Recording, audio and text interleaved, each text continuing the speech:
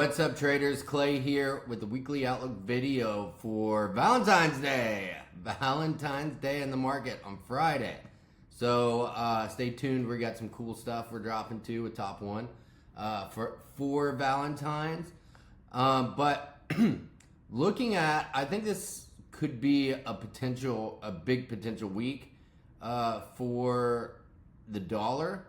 And I'll go into what the dollar's doing here in a second, but we got CPI data, and this is going to be not the first. Of course, we already had CPI in January, but Trump came into office, got inaugurated on like the 21st, I think it was.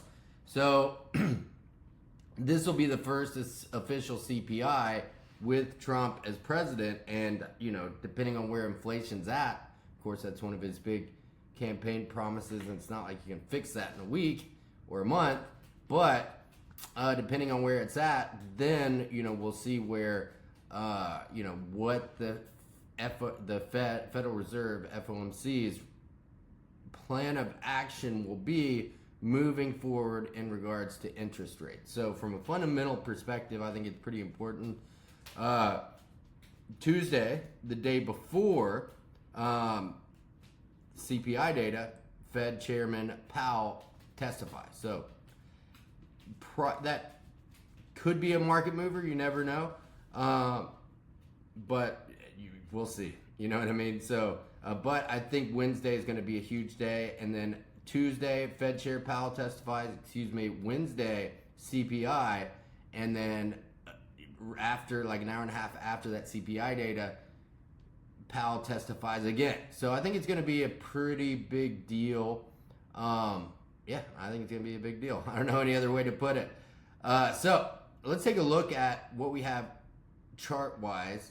And what I wanted to point out was some of these yen pairs, right? Man, there are some really good pullbacks on the yen, and this is like, pretty textbook with my strategy here. But establishing a trend and then finding a pullback in the trend, and on top of that, a pullback to a Fibonacci level order block, right? So all that's there, and you can see that across the board, man. Now this big gap in this past week was unique because we had the tariffs, Trump talking about tariffs with Canada and Mexico, what he's going to do with China. And, some of the gaps that opened were huge.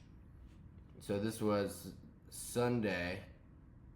This is where the market, and it gapped 200 pips. That's euro. Pound, something similar here, to about 200 pips. So, man, that was huge, and I think it really kind of threw the market off, or really, after having such a volatile move like that, it really caused a lot of choppiness this past week. So I think but look at that recovery, right? So this is NZD, 150 pip gap, 160, and man, price came all the way back. We're still holding above the 200 SMA, so something to keep in mind. I think price is setting up pretty well.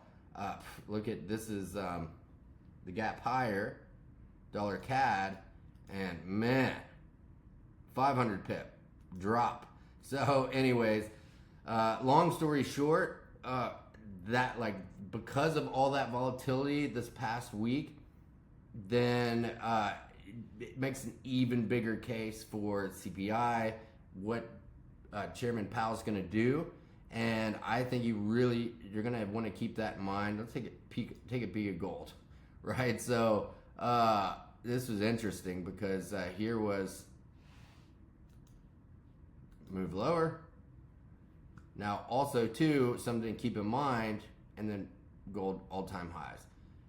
Something to keep in mind if the FOMC, if the Fed is talking about cutting interest rates, and you're probably going to see gold make a huge pop here. So it's going to be a big week. Happy Valentine's Day. We love all you from Top One, and stay tuned. Check your email because we're going to have some cool promotions on the day of Valentine's Day. But we have them going on all week. So check it out. Let's crush it this week, everybody. Happy Valentine's. Peace.